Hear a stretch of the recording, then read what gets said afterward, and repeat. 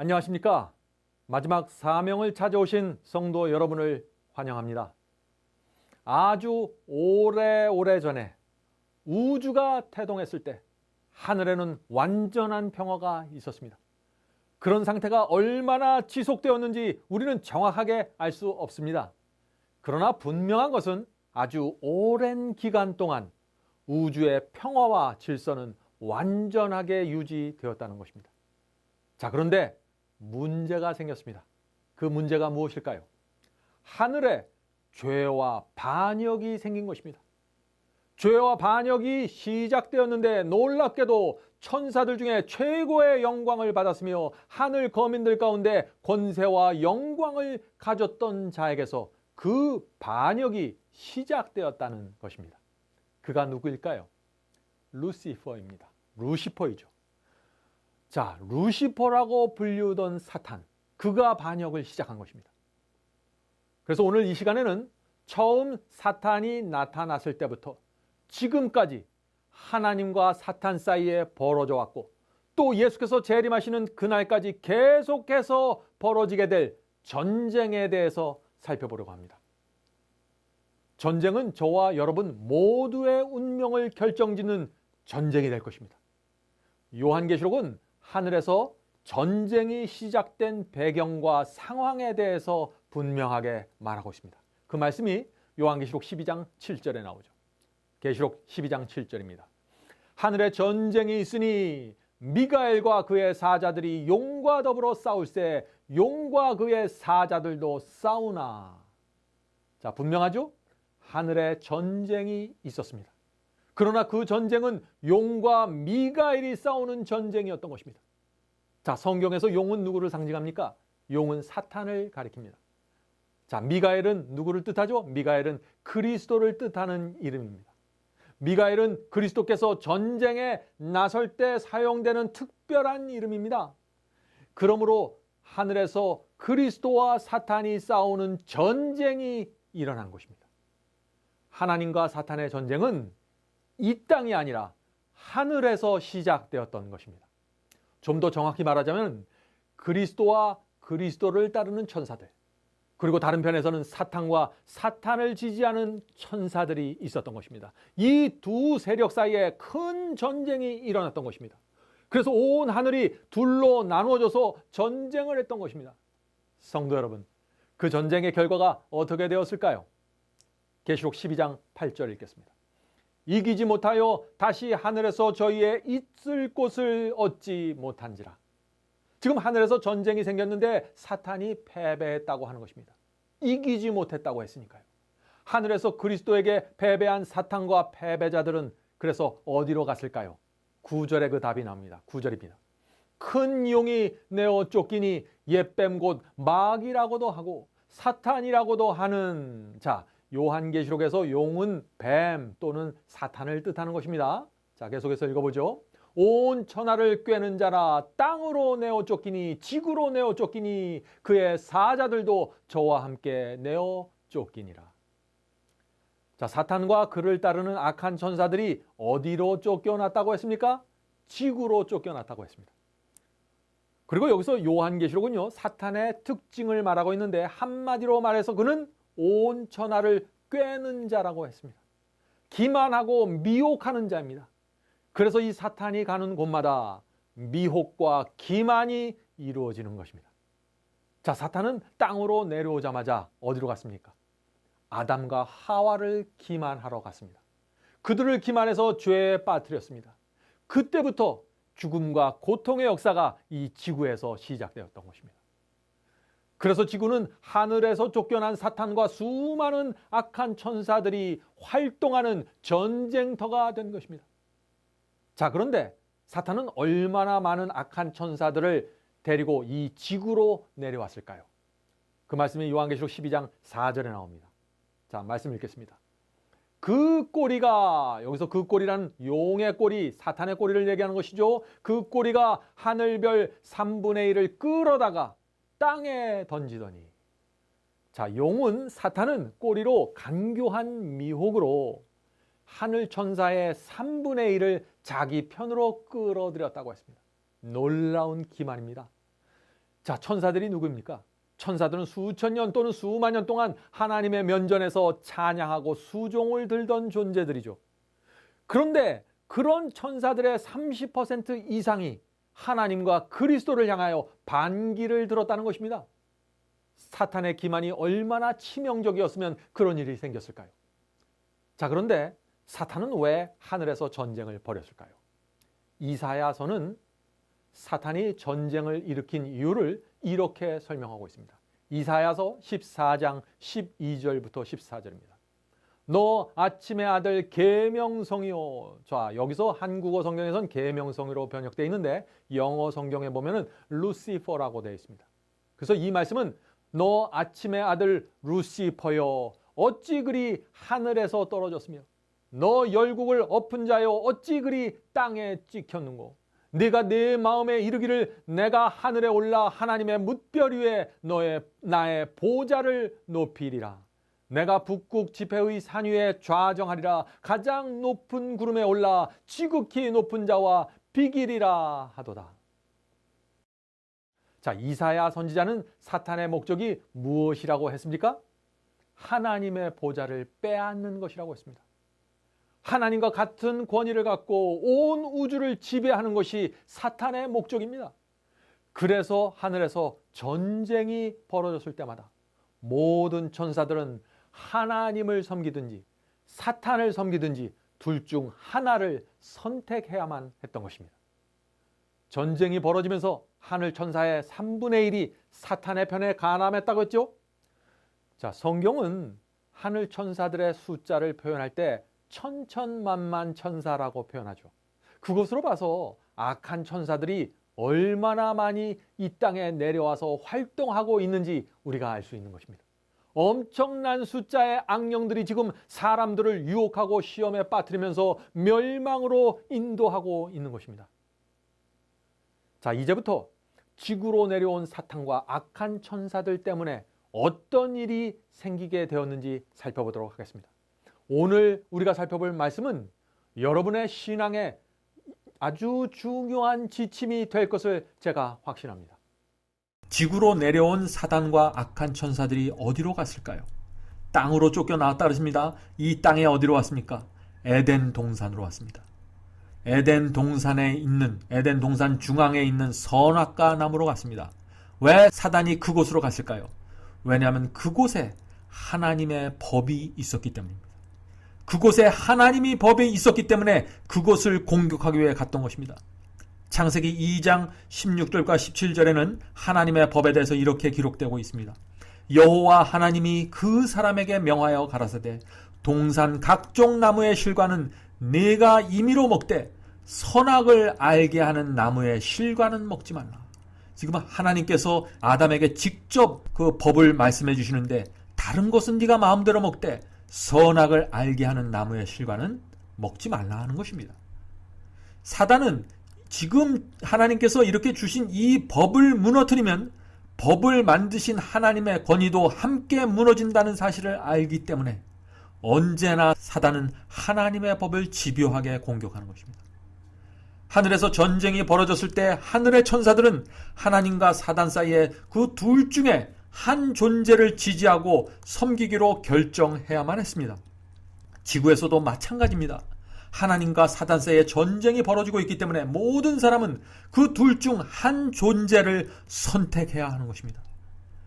지구 최초의 전쟁이 이렇게 해서 에덴 동산에 일어나게 됐던 것이죠. 자, 그런데 그 전쟁에서 아담과 하와가 선악과를 따먹지 말라는 그 하나님의 법을 순종하는 대신에 사단의 미혹에 빠져서 선악과를 따먹게 되었던 것입니다. 자, 그렇게 해서 하늘의 반역이 지구로 옮겨지게 된 것입니다. 죄가 지구로 들어오자 어떤 일이 생겼을까요? 죄가 생기기 전에 에덴 동산에서는 낙엽도 없었고 동물들끼리 서로 죽이는 약육 강식도 없었습니다. 평화였습니다. 완전한 평화로운 세상이었습니다. 그런데 죄가 들어오면서 이 땅에서 가시나무와 독초들이 나타나게 되었습니다. 동물들의 성질이 사나워지기 시작했습니다. 서로 물고 뜯고 죽이기 시작했어요. 죄는 즉시로 자연계에 무서운 변화를 가져왔던 것입니다. 자, 그러한 변화가 우리 인간에게도 생겼을까요? 그렇습니다. 아담과 하와의 유전자가 노화되기 때문에 죽을 수밖에 없는 몸을 갖게 된 것이죠. 또 아담과 하와의 본성에도 치명적인 변화가 생겼습니다. 그래서 날마다 육체의 본성으로부터 올라오는 정욕과 이기심의 충동을 느끼면서 살아갈 수밖에 없게 된 것입니다. 자, 이러한 문제는 아담과 하와에게 일어났었고 그것이 그대로 후손들에게 유전되었던 것입니다. 그래서 저와 여러분도 악하고 이기적인 본성을 갖고 이 세상에 태어나게 되는 것입니다. 아담과 하와는 하나님의 형상을 따라서 창조되었습니다. 그러나 그들의 후손은 하나님의 형상이 아니라 사람의 형상을 닮은 상태로 태어난다고 했습니다. 그 말씀이 창세기 5장 1절부터 3절에 있습니다. 그 말씀을 읽어보죠. 하나님이 사람을 창조하실 때 하나님의 형상대로 지으시되 사람이 130세에 자기 모양 곧 자기 형상과 같은 아들을 낳아. 그죠? 사람의 형상을 가지고 태어난다고 했는 것이에요. 자, 사람의 형상을 가지고 태어난다는 말이 무슨 뜻일까요? 자연스럽게 죄로 기울어지는 본성을 갖고 태어난다는 뜻입니다. 범죄하기 전 아담과 하와는 항상 의의 음성, 항상 하나님의 음성만 듣고 살았습니다.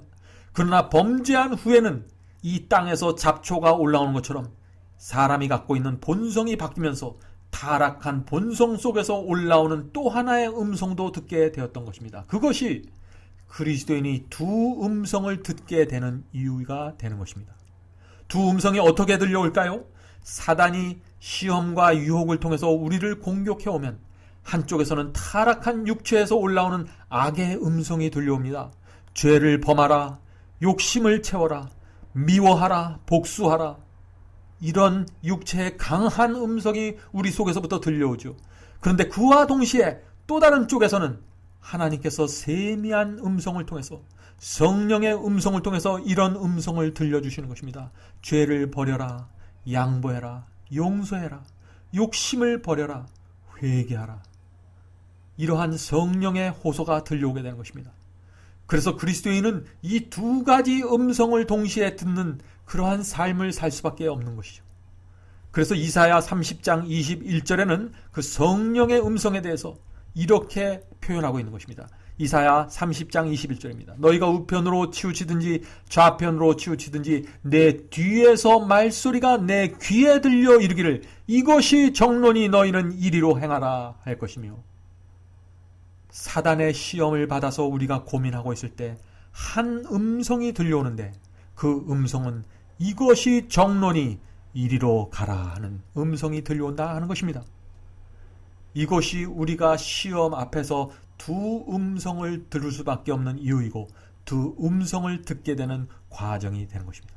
그러므로 그리스도인의 투쟁은 그 두 음성, 육체로부터 올라오는 음성, 또 하나는 양심을 통해서 들려오는 하늘의 음성, 성령의 음성, 그 음성 중에서 어떤 음성에 순종하는가에 따라서 승패가 결정된다 하는 것이요.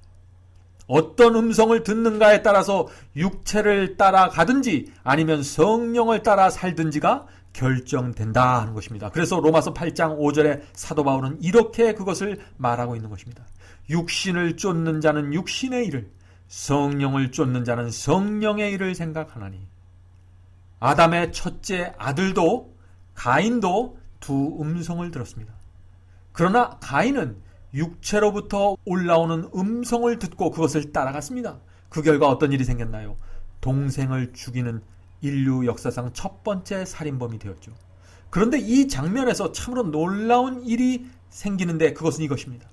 아담의 또 다른 아들 아벨도 가인처럼 부모로부터 악한 본성을 받아서 태어났습니다.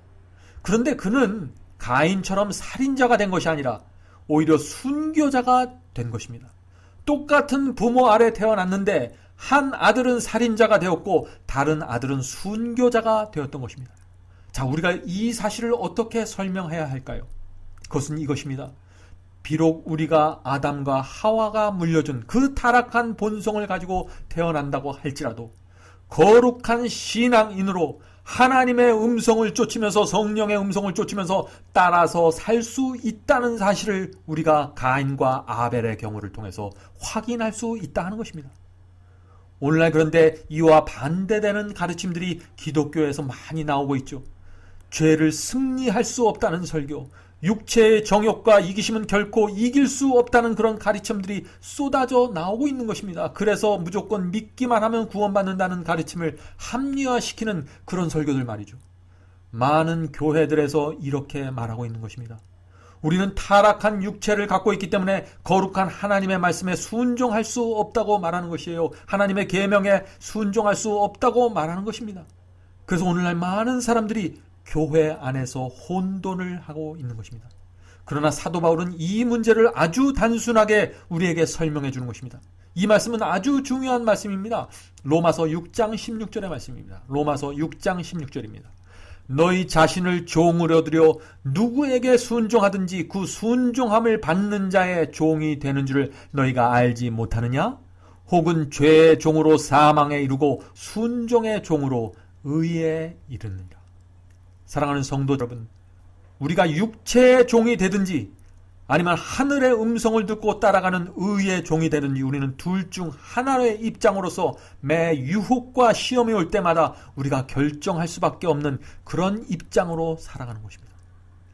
하늘에서 시작된 전쟁이 이 지구로 옮겨졌기 때문에 그런 일이 생긴 것입니다.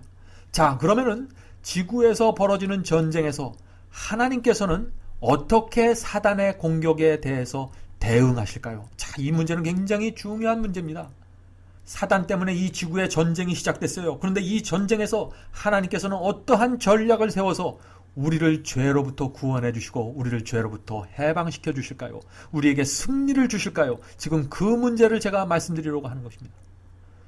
자, 아담과 하와가 범죄하자 하나님께서는 사단과의 그 전쟁이 세상 종말까지 어떤 양상으로 벌어지게 될 것인지를 예언해 주셨습니다. 참 놀라운 예언입니다. 하나님의 백성들을 어떻게 보호하실 것이고 사단의 공격으로부터 성도들을 어떻게 인도하실 것인지에 대한 전체적인 청사진을 창세기 3장에 발표해 놓으셨습니다. 이 창세기 3장에 기록된 하나님의 예언은 성경에 나오는 가장 긴 예언이면서 동시에 구속의 계획입니다. 하나님과 사단의 전쟁에 참여하는 지구의 모든 인간들은 하나님을 따르는 의의 종이 되든지 아니면 사단을 따르는 죄의 종으로 나누어지게 되는 것입니다. 그래서 창세기 3장에서는 이것을 여자의 후손과 뱀의 후손으로 설명하고 있는 것입니다. 여자의 후손들이 속해 있는 교회가 있고 뱀의 후손들이 모여있는 교회가 있는 것입니다. 물론 이 두 교회는 우리 눈에 보이는 교파나 교단이 아닙니다. 하나님과 진리를 향한 마음속의 충성과 헌신에 따라서 모든 그리스도인들은 이 두 교회 중에서 어느 한 교회에 속하게 되는 것입니다. 이것은 인간의 눈에는 보이지 않는 교회죠. 인간의 눈에는 수많은 교파가 있는 것처럼 보이지만 성경이 말하는 교회는 오직 두 교회밖에 존재하지 않는데 하나는 여자의 후손이고 다른 하나는 뱀의 후손이라는 것입니다. 자, 이런 내용의 말씀이 지금부터 우리가 함께 살펴볼 창세기 3장에 나오는 하나님의 구속의 계획이라는 것입니다. 자, 이제부터 그 말씀을 차근차근 살펴보도록 하겠습니다. 창세기 3장 15절입니다. 내가 너로 여자와 원수가 되게 하고, 자, 여기서 내가는 하나님께서 지금 뱀에게, 사단에게 하는 말씀이에요. 그 아담과 하와를 유혹해서 죄에 빠뜨렸던 그 뱀으로 위장한 사단에게 하나님께서 지금 창세기 3장 15절에 이렇게 말씀하시는 것이에요. 내가 너로 여자와 원수가 되게 하고. 자, 이 말씀은 하나님께서 사단과 이 여자가 서로 원수가 되도록 하시겠다는 말씀입니다. 자, 이 여자가 무슨 말일까요? 성경에서 여자는 순결한 교회를 상징합니다. 그 말씀이 고린도 후서 11장 2절에도 있고 이사야 52장 2절, 예레미야 6장 2절에도 있습니다. 자, 여자는 성경에서 순결한 교회를 상징합니다. 다시 말해서 여자란 정결한, 순결한 신앙을 가지고 있는 성도들, 그리스도인들을 뜻하는 것입니다.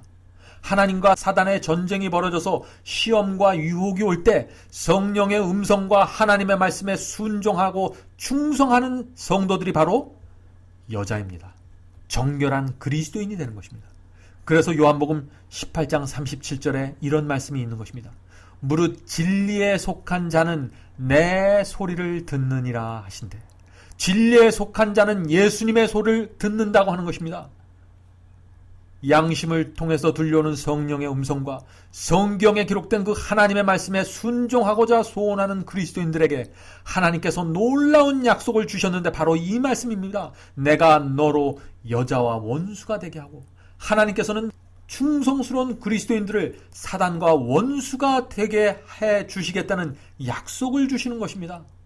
내가 너로 여자와 원수가 되게 하고. 자, 이 말씀에서 이 원수라는 단어가 나오는데, 이 원수는 영어 성경에 보면 enmity라고 나옵니다. 이 enmity라는 말은 적개심이라는 뜻입니다.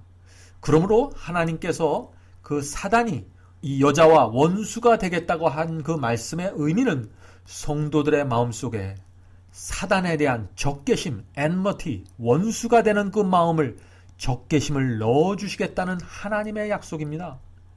사람의 타고난 본성은 이기적이고 악합니다. 그런 본성으로는 도무지 사단의 유혹에 저항할 수 없고 패배할 수밖에 없는 것입니다. 그래서 하나님께서는 그런 본성을, 그런 악한 본성을 가진 사람의 마음속에 사단에 대한 원수가 되는 정신, 적개심을 만들어 주시겠다는 약속을 주시는 것입니다. 이런 하나님의 약속은 거듭남, 중생의 역사를 통해서 우리에게 실제적으로 이루어지게 되는 것입니다. 이것은 하나님의 약속이니까 반드시 믿어야 되는 약속입니다. 거듭남은 전적으로 성령의 역사에 의해서 이루어지는 창조의 역사입니다. 우리 속에서 우리 스스로 그것을 스스로 만들어낼 수 없는 역사예요. 만일 회개케 하시는 하나님의 은혜와 새롭게 하시는 성령의 능력이 없었다면 인간은 언제나 사단에게 사로잡혀서 그의 명령을 복종하기 위해서 언제나 대기하고 살아갈 수밖에 없는 그런 상태의 인간들인 것입니다.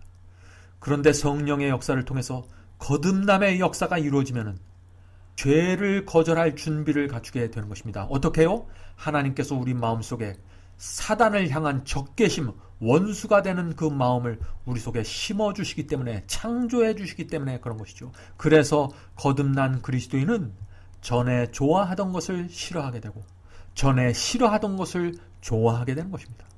마음과 생애 전체를 주님께 드리기를 소원하게 되는 것입니다. 하나님과 한 마음이 되기 때문에 사단과 원수가 되는 것입니다. 그래서 빌립보서 2장 5절에 사도 바울은 이런 말씀을 한 것입니다. 너희 안에 이 마음을 품으라 곧 그리스도 예수의 마음이니.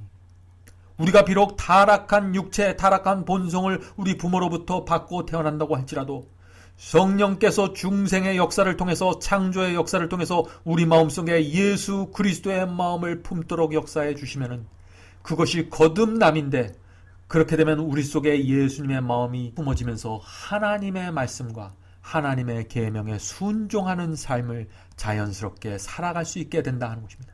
그런 하나님의 약속 때문에 우리에게 소망이 있는 것입니다. 거듭난 그리스도인은 그 마음속에 사단에 대한 적개심을 품고 있기 때문에 이 세상을 미워하게 되죠. 악하고 더러운 것을 싫어하게 되는 것입니다. 그러나 한 번 거듭남을 경험했던 사람일지라도 그리스도 예수의 마음을 잃어버릴 수 있는 것입니다. 그렇게 되면 사단에 대한 적개심이 사라지게 되겠죠. 그렇게 되면 다시 육체의 본성의 지배를 받는 삶을 살게 되어 멸망의 길을 걷게 되는 것입니다. 그래서 사도 바울도 이런 고백을 할 수밖에 없었던 것입니다. 고린도전서 9장 27절이죠. 내가 내 몸을 쳐 복종하게 함은 내가 남에게 전파한 후에 자기가 도리어 버림을 받게 될까 두려워함이로다. 사도 바울은 경건한 그리스도인이었습니다. 자신의 생애를 하나님께 드린 그리스도인이었어요. 참된 거듭남을 경험한 그리스도인이었습니다. 사도였습니다. 그럼에도 불구하고 그가 내가 내 몸을 쳐 복종하게 하면 다른 사람들에게 복음을 전파한 후에 도리어 버림을 받을까 두려워합니다. 다시 육신에 끌려 육신의 종으로 살 수 있는 그 가능성에 대해서 이렇게 경고하고 고백하고 있는 것입니다. 오늘날에도 사단에 대한 적개심을 품고 살아가는 거룩한 성도들이 있습니다. 그런 사람들이 창세기 3장 15절에서 말하는 여자이고 순결한 교회이며 하나님의 말씀과 성령의 음성에 충성하는 사람들인 것입니다.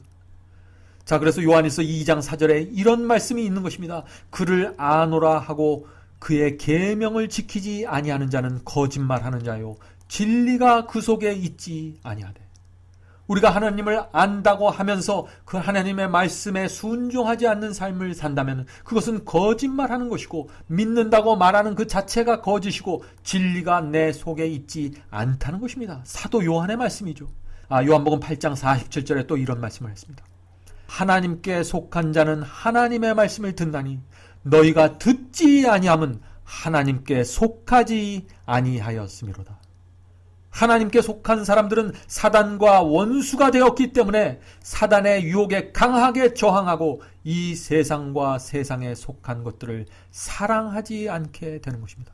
이건 우리 스스로의 노력과 스스로의 뜻으로 되는 것이 아닙니다. 하나님의 창조의 역사를 통해서 예수 그리스도의 마음을 우리 마음속에 품어야 되는 것입니다. 그럴 때 우리 속에서 사단에 대해서 저항하는 적개심을 갖게 되는 것입니다. 자, 창세기 3장 15절의 말씀을 계속해서 읽어보죠. 내가 너로 여자와 원수가 되게 하고 너의 후손은 뱀의 후손이죠. 사단의 후손입니다. 뱀의 후손도 여자의 후손과 원수가 되게 하리니. 자, 뱀의 후손과 여자의 후손은 결코 함께 할 수 없는 존재들입니다. 여자의 후손인 누군가요? 하나님의 말씀에 온 마음과 생애를 당해서 충성하는 그러한 성도들의 후손을 얘기하는 것입니다. 뱀의 후손은 무엇인가요? 육체의 음성을 따라가는 자들, 육을 만족시키면서 살아가는 자들, 하나님을 믿는다고 하고 하나님을 사랑한다고 말하면서 육체를 따라서 살아가는 자들, 바로 그들이 뱀의 후손인 것입니다. 이 둘은 결코 함께 할 수 없고 너의 후손과 여자의 후손은 원수가 되겠다고 한 것입니다. 자, 그렇다면 뱀의 후손과 여자의 후손은 어떻게 다를까요? 그것은 우리 눈으로 쉽게 구별할 수 없습니다. 왜냐하면 뱀의 후손도 하나님을 믿는다고 말하기 때문입니다. 하나님을 사랑한다고 말하고 있습니다. 교회에서 기도를 하고 찬양을 하고 봉사를 합니다. 교회 안에서 뱀의 후손들과 여자의 후손들이 섞여서 예배 드리고 있기 때문에 구별하기 어려운 것입니다. 그런데 뱀의 후손과 여자의 후손에는 한 가지 분명한 차이점이 있습니다. 자, 그 분명한 차이가 무엇일까요? 뱀의 후손은 양심에 호소하시는 성령의 음성을 결코 따르지 않습니다. 그들은 성경에 기록된 하나님의 말씀과 계명에 온 마음을 다해서 순종하지 않습니다. 충성하는 신앙이 없습니다. 그 말씀이 야고보서 2장 19절부터 20절에 있죠. 야고보서 2장 19절입니다. 내가 하나님은 한 분인 줄 믿느냐? 잘 하는도다. 귀신들도 믿고 떠느니라. 아하, 허탄한 사람아, 행함이 없는 믿음이 헛것인 줄 알고자 하느냐. 지금 사도 야고보는 귀신들도 하나님을 믿고 떤다고 했습니다. 그러나 하나님의 말씀에 순종하지 않는다고 했습니다. 바로 이것이 뱀의 후손이 갖고 있는 특징인 것입니다. 뱀의 후손은 하나님의 말씀에 충성하는 신앙이 없습니다. 이것이야말로 충성하느냐 충성하지 않느냐, 이것이야말로 뱀의 후손과 여자의 후손 사이에 있는 결정적인 차이가 되는 것입니다. 사랑하는 형제 자매 여러분, 하나님께서는 여자의 후손과 뱀의 후손은 서로 원수가 되겠다고 했습니다. 그 첫 번째 케이스가 바로 아담의 두 아들 사이에서 일어난 것입니다. 가인과 아벨의 문제죠. 두 아들은 모두 아담과 하와로부터 동일한 유전자를 받고 태어났어요. 동일한 본성, 이기적이고 타락한 본성을 갖고 태어났습니다. 그러나 가인은 뱀의 후손이 되었고 아벨은 여자의 후손이 되었습니다. 성경은 여자의 후손과 뱀의 후손 사이에서 벌어지는 투쟁의 얘기인데 그것은 순교의 역사입니다. 바로 기독교 역사가 되는 것입니다. 그것이 기독교 역사를 그래서 들여다보면 뱀의 후손과 여자의 후손 사이에서 벌어지는 투쟁의 이야기가 되는 것입니다. 자, 계속해서 하나님의 예언, 창세기 3장에 나오는 하나님의 예언을 살펴보죠. 자, 창세기 3장 15절입니다. 여자의 후손은 내 머리를 상할 것이요, 여자의 후손은 내 머리, 그러니까 뱀의 머리, 사단의 머리를 상하게 할 것이요, 너는, 사단은 그의 여자의 발꿈치를 상하게 할 것이니라 하시고. 자, 이 말씀은 어떤 사건을 말할까요? 이 사건은 정말 놀라운 사건입니다. 이 사건은 골고다 언덕에 세워진 십자가에 대한 예언입니다. 이 말씀에 나온 여자의 후손은 순결한 믿음을 가지고 있던 예수님을 뜻하는 것입니다. 예수님도 여자의 후손으로 태어나신 것입니다. 그래서 여자의 후손은 내 머리, 뱀의 머리를 상하게 할 것이요 라고 했던 것이죠. 골고다라는 그 단어 자체가 가지고 있는 뜻이, 그 원어의 뜻이 해골입니다. 해골. 그러므로 골고다에 십자가가 세워졌다는 것은 십자가가 사단의 해골, 사단의 머리를 뜻하는 그 해골을 내리 찍음으로써 상하게 했다는 것이에요. 그래서 창세기 3장의 예언대로 여자의 후손인 예수께서 골고다에서 뱀의 머리를 상하게 함으로써 사단과의 전쟁에서 승리하게 됐던 것입니다. 그러나 예수께서도 사단과의 전쟁에서 상처를 입으신다고 했습니다. 자, 그 말씀을 이렇게 표현한 것이죠. 너는 그의 발꿈치를 상하게 될 것이다. 예수께서도 십자가에서 그 발에 못이 박히는 상처를 받는 것입니다. 예수 그리스도의 그 십자가가 골고다에 세워짐으로써 모든 인류가 죄를 용서받고 구원받을 수 있는 완전한 준비가 갖춰진 것입니다. 예수께서는 완전한 승리를 거두게 되신 것입니다. 여기서 우리는 한 가지 질문에 부딪히게 됩니다. 예수께서는 십자가에 돌아가시고 죽음에서 부활하심으로 사단에게 완전한 승리를 거두셨습니다. 그런데 왜 아직도 하나님과 사단의 전쟁이 계속되고 있을까요? 왜 우리가 아직도 이 땅에서 사단의 유혹과 시험을 받고 있을까요? 그 이유는 이렇습니다. 예수님은 승리하셨지만 우리는 아직 우리가 섬길 자를 택하지 않았기 때문입니다. 그러므로 우리의 생애를 통해서 여자의 후손이 될 것인지 뱀의 후손이 될 것인지를 분명하게 보여주어야 하는 것입니다.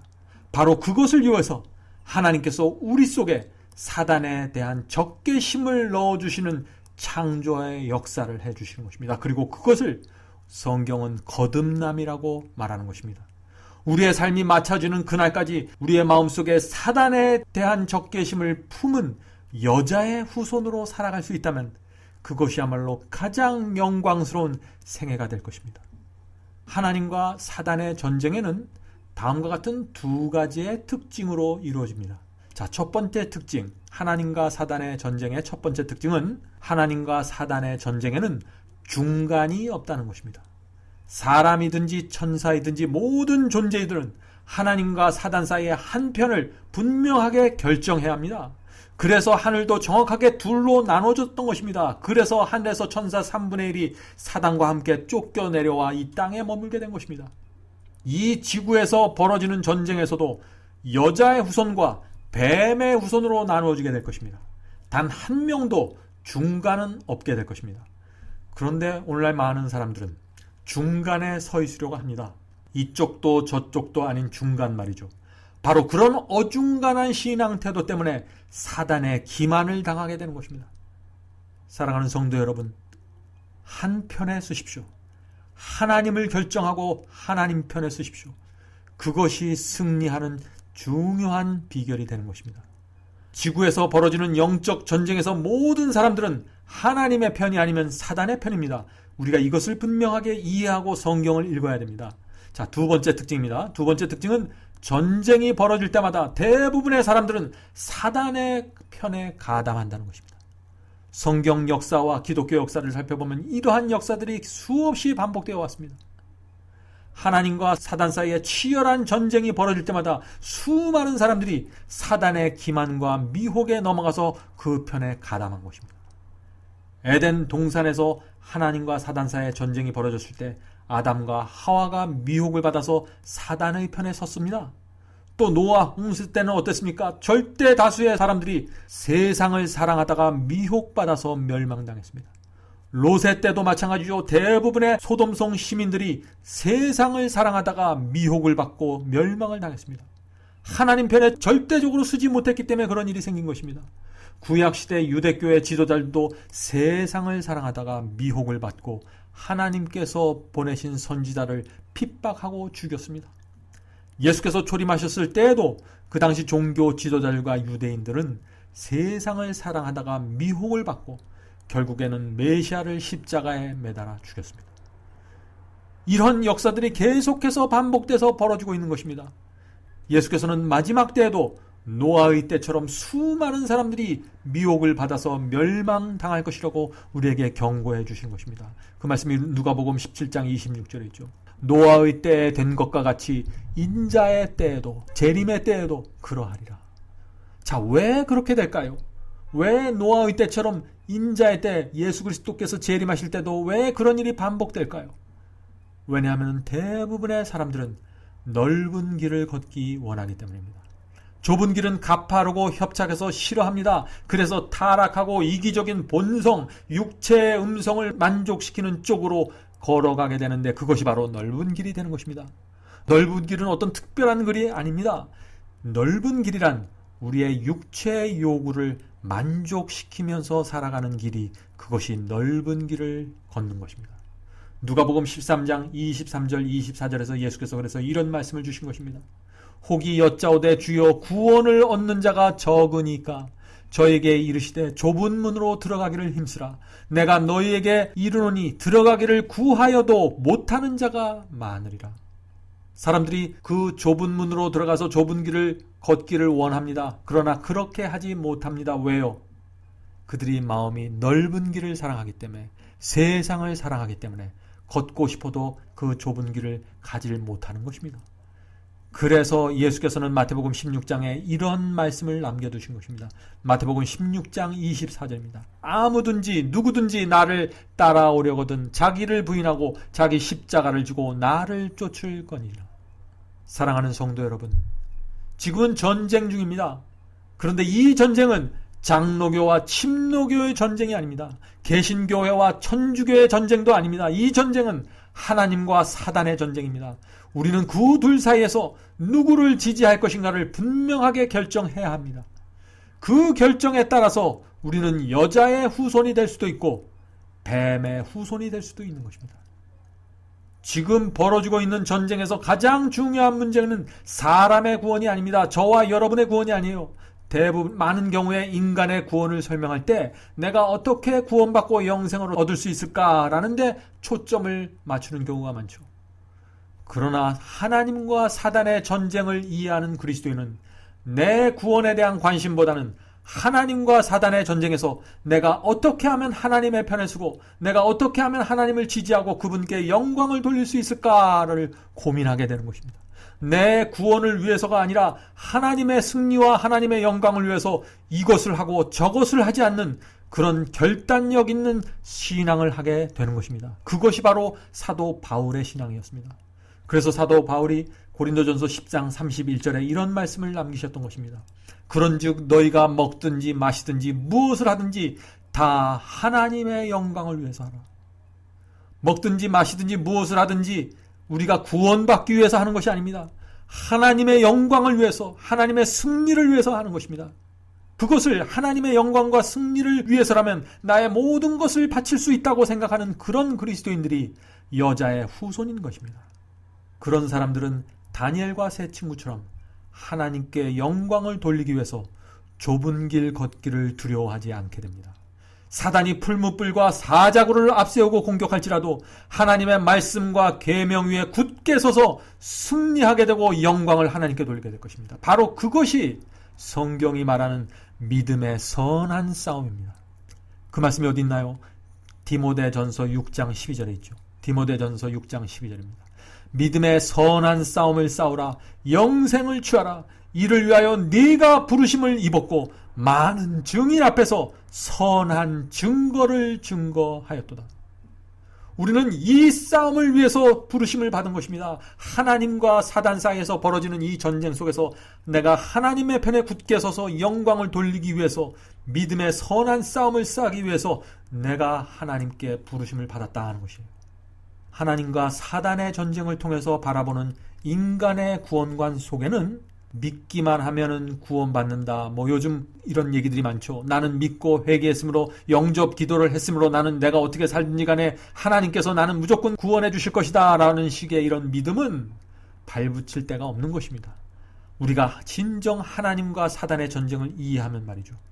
또 하나님을 잘 믿으면 복받고 잘 믿지 않으면 집안에 문제가 생길 수 있으니까 내가 열심히 교회 나가야지. 이런 정신도 사라지게 되는 것입니다. 또 신학도 냉랭하고 의미 없는 율법주의적인 신앙도 자취를 감추게 되는 것입니다. 지금 하나님과 사단 사이에 큰 전쟁이 벌어지고 있는데 그런 이기적인 신앙으로 우리가 도무지 살아갈 수 없는 것입니다. 사랑하는 성도 여러분, 지금 우리의 하늘 아버지께서는 우주의 왕자를 노리는 사단과 치열한 전쟁을 치르고 계십니다. 예수께서는 그 인류를 하나님의 편으로 이끌기 위해서 하나님의 전쟁에서 승리를 하기 위해서 십자가에서 피를 흘리며 돌아가셨던 것이에요. 예수께서는 십자가를 이 땅에 높이 세우는 이유에 대해서 이렇게 말씀하셨습니다. 내가 땅에서 들리면, 십자가에 달려서 높이 들리면 모든 사람을 내게로 이끌겠노라 하시니, 누구든지 그리스도의 희생과 십자가를 바라본 사람들은 하나님의 편에 설 것이고 사단이 주는 유혹에 맞서서 강력하게 저항하게 될 것입니다. 그것이 그리스도께서 십자가에 돌아가신 중요한 목적이 되는 것입니다. 그런데 어떻게 우리가 내 구원, 내 축복만을 챙기면서 이기적으로 살아갈 수 있을까요? 어떻게 죽어가는 영혼들을 내버려두고 가난하고 고통당하는 영혼들을 모른 척할 수 있을까요? 그럴 수 없는 것입니다. 우리는 그리스도께서 피로써 사신 영혼들이기 때문에 그런 것입니다. 우리는 그리스도를 배반할 수 없습니다. 그분의 손에 다시 못질할 수 없는 것입니다. 사랑하는 형제자매 여러분, 사도 바울은 아주 중요한 사상을 우리에게 남겨놓으셨습니다. 자, 그것이 무엇일까요? 고린도전서 4장 9절입니다. 고린도전서 4장 9절. 우리는 세계 곧 천사와 사람에게 구경거리가 되었노라. 지금 우주 세계와 천사들은 우리를 지켜보고 있습니다. 우리를 구경하고 있습니다. 사단이 우리를 공격해 올 때 우리가 어떤 결정과 어떤 선택을 하는지 지켜보고 있는 것입니다.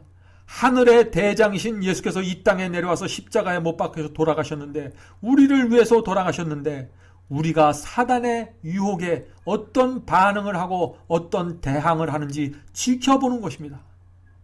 그리스도의 피로 산 영혼들이 하나님과 사단의 그 치열한 전쟁에서 누구의 편에 서는가를 지켜보는 것입니다. 내려다보는 것입니다. 사단이 우리를 미혹하기 위해서 온갖 수단을 동원할 때 여자의 후손들이 어떤 믿음과 신앙을 나타내고 있는가를 지켜보는 것입니다. 그래서 지금 두 교회가 있는 것입니다. 한 교회는 여자의 후손이 교회고 다른 한 교회는 뱀의 후손의 교회입니다. 여러분은 어떤 교회를 선택하시겠습니까? 말씀을 마치면서 이 말씀을 명상해 보시기 바랍니다. 고린도전서 15장 48절의 말씀입니다. 무릇 흙에 속한 자는 저 흙에 속한 자들과 같고 무릇 하늘에 속한 자는 저 하늘에 속한 자들과 같으니, 여자의 후손은 어떤 신앙을 갖고 있으며 그들이 하는 실제적인 영적 경험은 어떤 것일까요? 우리가 다음 시간에 그 중요한 문제를 살펴보려고 합니다. 그럼 다음 시간에 다시 뵙겠습니다. 안녕히 계십시오.